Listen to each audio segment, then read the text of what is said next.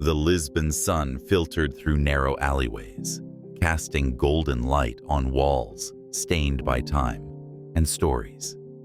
Tucked behind a forgotten corner near Campo Grande, where tram bells clanged and laundry danced from balconies, a faded sports complex stood, its paint chipped, its roof patchy, but its heart still beating. Cristiano Ronaldo had returned to the city on a quiet visit. No media, no fanfare, just a personal trip, days before a testimonial match, honoring old sporting legends. But he wasn't here for the game. He came for something else, something he wasn't even sure still existed.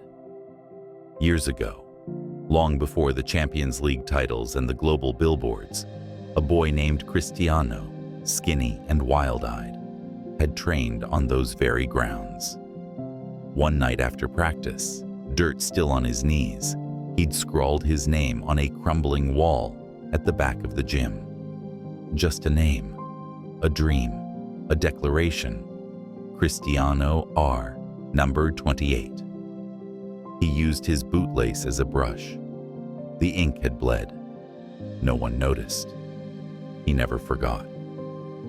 Now, standing in the same spot, he squinted at the wall. Vines had crept across it.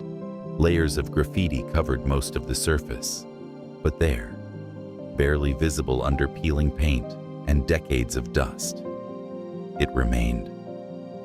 His signature. Shaky, misspelled slightly, but his. He stepped closer, running his fingers across it, like touching a relic. A few children nearby, kicking a ball between puddles, paused. One called out, "Are you?" Ronaldo turned, pressed a finger to his lips, and smiled. He didn't take a photo, didn't call a crew. Instead, he did something few expected. The next morning, a team of restoration workers arrived, hired anonymously. They cleaned the wall, carefully uncovering and preserving the signature. A transparent panel was placed over it. Above, in small bronze letters, a plaque read, "Where dreams begin, CR7. But that wasn't all. A week later, the entire sports complex received a donation large enough to rebuild its gym, provide new kits for every youth player, and fund 5 years of community coaching. No press release bore Ronaldo's name. But inside the new gym, on the wall facing the old one, a fresh mural appeared. It showed a boy, 12, determined, kicking a ball toward a sun rising over Lisbon. Beneath it, etched in gold paint, "The future begins with belief. Even if it's written in ink, no one else can see." Locals began visiting the site. Young players touched the glass over his signature for luck. Tourists came quietly, not to shout or film, but to feel something. And Ronaldo?